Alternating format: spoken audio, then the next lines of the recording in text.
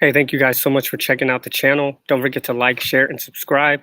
So today we're going to be talking about whole plants versus isolated chemicals, which is better.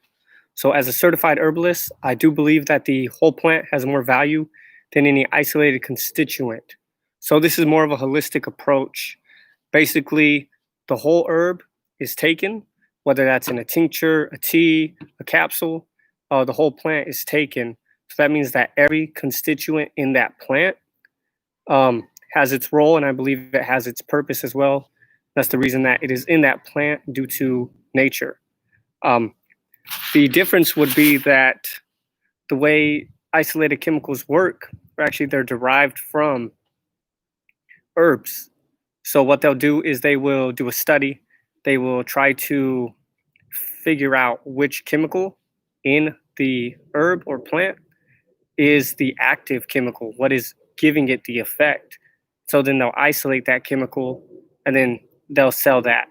Or they'll say this is what actually causes the effect from the plant. This is more of a Western pharmacological approach, and there are issues and drawbacks with that approach. Most people don't actually know that most pharmaceuticals are derivatives of plants. Aspirin from white willow bark, morphine, heroin, all from the poppy plant, and there are many, many others. Um, the problem is that no plant has just one ingredient. There could be hundreds or thousands of chemicals in this plant that are actually affecting the plant.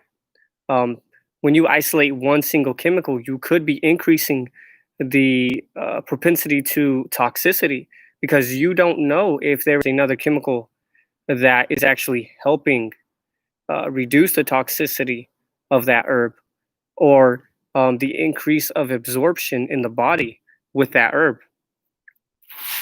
So, by only studying a single constituent, we are missing the possibility of other constituents that could be helping increase its absorption or uh, prevent adverse effects from the plant. And there has been some research done on this, very interesting research. So there were some researchers who were studying the maitake mushroom, which is a immune enhancing fungus.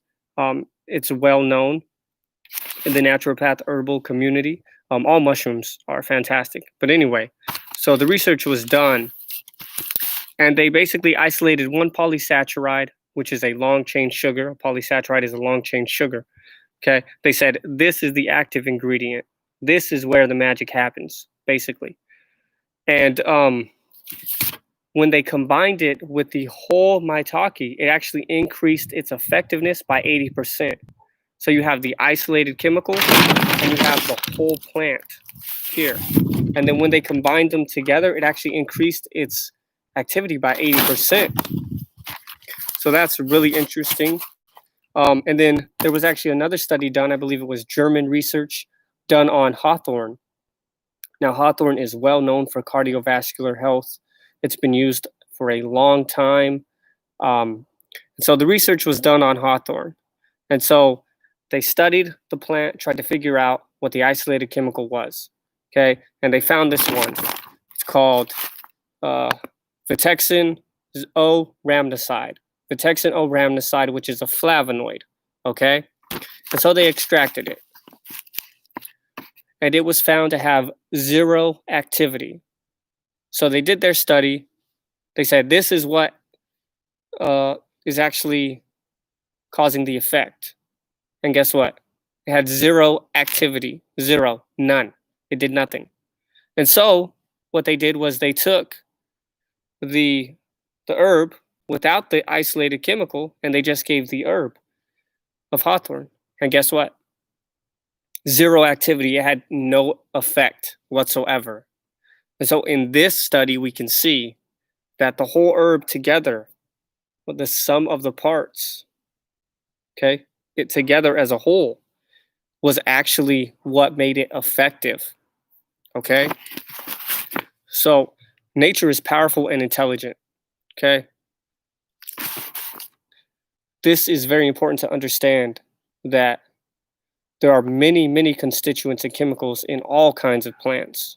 Okay, when you just isolate one based on a study that you've done, you're missing out on all the other benefits that you could potentially be getting from just taking the whole plant in its natural state, in its natural form. There was also a study done on apples that they isolated vitamin K from an apple. Okay, and they found that the apple was more effective in enhancing the absorption of vitamin K than the vitamin K by itself. Okay. So I hope this information was helpful. Don't forget to like, share, and subscribe. If you have uh, any information that you can give me, any videos you would like to see, go ahead and post those below. Also, if you are interested in a private herbal consultation, click the link below. You'll send you to my Relivium Herbs page and we can get in contact there. Thank you so much. Have a great day. Remember, herbs heal, harmonize, and enhance.